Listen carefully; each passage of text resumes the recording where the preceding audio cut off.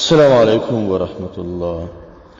الحمد لله والصلاة والسلام على رسول الله وآله ومن والاه وبعد. أعوذ بالله من الشيطان الرجيم. واتقوا الله ويعلمكم الله. وعن أم سلمة قالت: قال رسول الله صلى الله عليه وسلم: إذا دخل العشر وأراد بعضكم أن يضحي فلا يمس من شعره وبشره شيئا. محترم مؤمن ورونو، د قربانی متعلق بعض اهم مسائل دام ذکر کول. حدیث د ام سلمہ رضی الله عنها دا حدیث امام مسلم رحمه الله نقل کړی دی. دا وایي چې نبی علیہ السلام وایي کله چې د ذی الحجې ورځ داخلي شي تاسو د بدن ویښتان ما اخلئ. بل روایت کې داسې الفاظ هم دي: فلا یأخذن شعرا، ویختان ما اخلی، ولا یقلمن ظفرا، نکان ما اخلی. بل روایت کې راځي: من رأى هلال ذی الحجة وأراد أن يضحي فلا يأخذ من شعره ولا من أظفاره. دا الفاظ پکې امشته. دا حدیث کې دی مرفوعاً هم ثابت دی، موقوفاً هم ثابت دی. دی حدیث کې یو مسله ذکر ده، هغه دا چې کله څوک د قربانۍ اراده لري نو بیا هغه ته پکار ده چې اول د ذی الحجې نه تر ذبح کولو پورې ان تر 10 ورځې پورې به د بدن ویښتان دا نه اخلي، نوکان به نه اخلي. و اختلاف په دې مسله کې موجود دی. د امام ربیعه چې د امام مالک استاد دی، او د امام احمد او د اسحاق بن راهوی، د بعضی شوافی هم دا قول دی، د سعید بن مسیب هم دا قول دی. دوی چې د ویښتو اغستل په دې 10 ورځو کې او د نوکانو اخیستل دا حرام دی تر قربانۍ پورې، او پرې ښودلې د واجباتو نه دي. دلیل د دوی سره د حدیث د ام سلمہ رضی الله عنها دی، او په دې کې نهي راغلی ده، او نهي ظاهر په تحریم دلالت کوي. فلا یأخذن نهي تاکید لپاره ده. امام شافعی او دغه بعض ملګرو وایي چې دلته دا مراد مکروه دی، او مکروه حمل کړه په کراهت تنزیهی سره او نه حرام سره.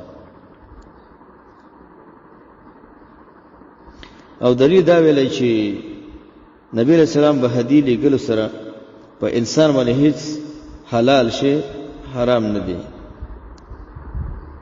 نو په دې کې دا وایي چې اضحیه په طریقه ولا سره په باندې جایز سيزونه نه حرام وي. خو امام شافعي رحمه الله دا حدیث بدی باب کې ذکر کړی دی، تعلق خاص دی باب سره نشته دی، ځکه هدیه به لدا او د قربانۍ مسائل شي دا به. امام شوکانی رحمه الله وایي چې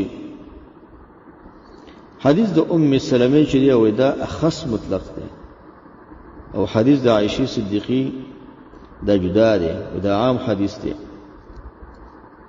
او عام په حسب باندې چې دا حمل یو بناوي. علامه ابن قدامه وی په المغنی کې حدیث د عائشہ دا عام دی، حدیث د ام سلمہ دا خاص دی. د ام سلمہ رضی الله عنها په حدیث کې د خبر ذکر د جختان دی نه اخلي، او د عائشہ صدیقی رضی الله عنها حدیث هغه عام دی، او د خاص تقدیم په عام باندې دا واجب دی. په دې طریقه چې عام باندې په ماسوا د اغزین چې خاص حدیث ورته شامل وي، یعنی د نکونو او د ویختان او غیره خصونه علاوه و نور شیونه به عمل پی کیږي، لکه خوشبوئی لګول، زنانه خپل زنانه سره تعلق ساتل، او ګنډلې جامې وغیره چول. دویم جواب چې علماء کړي غدا ده چې حکم د هدی اجداد دلته نبی علیہ السلام د ضحی متعلق حکم بیانوي. یعنی حدیث د عائشہ محل د نزاع نه وتلې دی او راجح قول دا دی چې حجی باندې او ضحیه دا نه د لازم، ځکه صحابه کرامو نه نقل نشته. دا خبره علامه ابن القیم رحمه الله هم ذکر کړی ده. یا دا چې حدیث د ام سلمې دا مقدم دی په دی وجه چې د عائشہ د نبی رسول فعل نه خبر ورکړي او دای د قول نه خبر ورکړي، او دا مسلم اصول دي چې کله تعارض راشي د فعل او قول نو قول به مقدمي، ځکه امکان شته چې فعل د نبی رسول الله پوری خاصي. دارنګه یو روایت د امام شافعی دا ام نقل دی چې د نکونو اخستل حلق او تقصیر نکړو دا مستحب دی. امام ابو حنیفه دا قول نقل دی و دی لس ورځو کې نکان پر خدل او یختان ته ختان په ودا یو مباح دی، نه مکروه دی او نه مستحب دی. امام مالک رحمه الله نه په دې باب کې درې اقوال نقل دي. یو قول دا چې دی ورځو کې نکان نه اخستل او یختان دا مباح دی، دیم قول مکروه دی. بلکې په نفلی قربانۍ کې اخستل حرام دي او بعض کې واجب دي. په دې کې راجح قول مغه اول دی، سعید مسیب قول امام احمد او بعض نور سلف علماء، ځکه دا حدیث الباب کې نهي صریح دی چې تعویل نه قبل او چا چې ته مباح مکروه ویل دي هغه لپاره کوم دلیل په دې باب کې نشته. بلکې نبی صلی الله علیه وسلم دومره تاکیدی کلمات ور نقل دي چې څنګه دومره تاکیدی کلمات د حمل کې مباح باندې او بیا په کراهت باندې ته مکروه ویل، دا حدیث د ظاهر نه خلاف ده.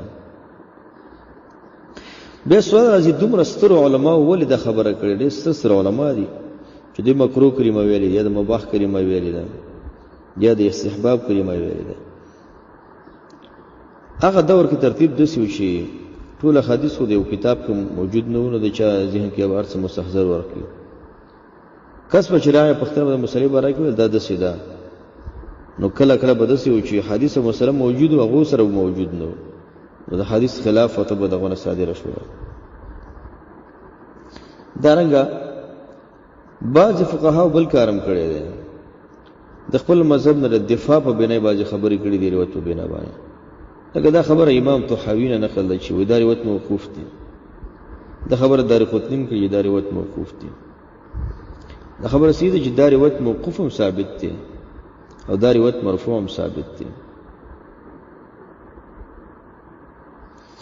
لکه د دې روایت حدیث ام سلمې چې کوم دی دا په مختلفو اسانیدو باندې نقل دی او تفصیلی اسانید امام مسلم نسائی ذکر کړی دی. نو ام سلمې رضی چې فتوا ورکړي دا د حدیث مرفوع مطابق ورکړي ده. بل خبر دا ده چې په دې لس ورځو کې ویختان نکان پر خودل د حکم هغه چاته دی چې قرباني کوي یا د قرباني اراده لري. که څوک د قرباني اراده نه لري هغه د حکم متوجه